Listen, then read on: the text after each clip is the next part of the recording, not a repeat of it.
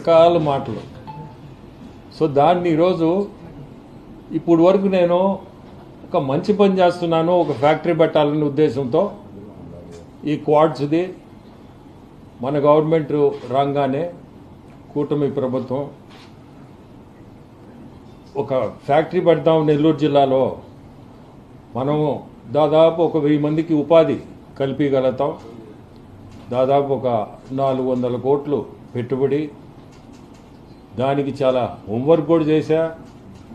చైనాకు పంపడం, దాని ఫ్యాక్టరీ గురించి డీటెయిల్డ్గా అన్నీ తెచ్చుకోవడం, ఇక్కడ ల్యాండ్ ఉంటే ఆ ల్యాండ్లో పెట్టాలనే ఉద్దేశంతో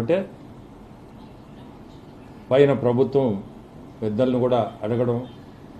వాళ్ళు నాకు చెప్పింది ఒకటే, కూటమి ప్రభుత్వం, ముఖ్యమంత్రి కానీ లోకేష్ బాబు కానీ కూటమి ప్రభుత్వం ఇల్లీగల్ మైనింగ్ కానీ ఇటువంటి ఏది కూడా చేయకూడదు.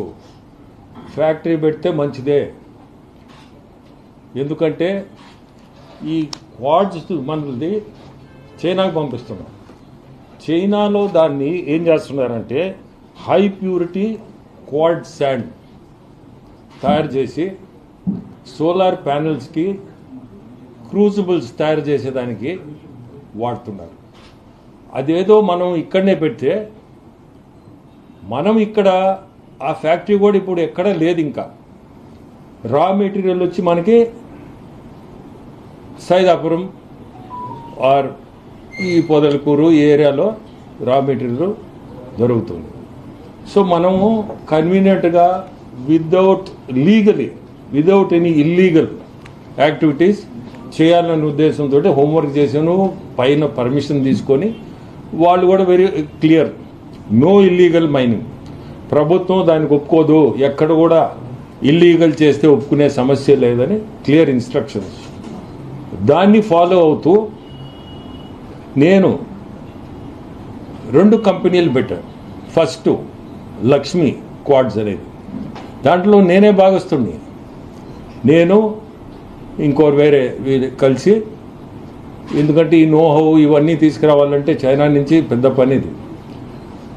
మీకు తెలుసో తెలియదో, మనకి వీసాలు కానీ ఇటువంటి చైనీస్ వీసాలు తెచ్చుకోవాలంటే అక్కడి నుంచి ఆ నోహౌకి వాళ్ళు వచ్చి మనకి సహాయం చేయాల్సిందే, మన వల్ల కాదు ఇండియాలో. ఎందుకంటే అక్కడ దాదాపు ఒక 100 ఫ్యాక్టరీలు ఉంటాయి.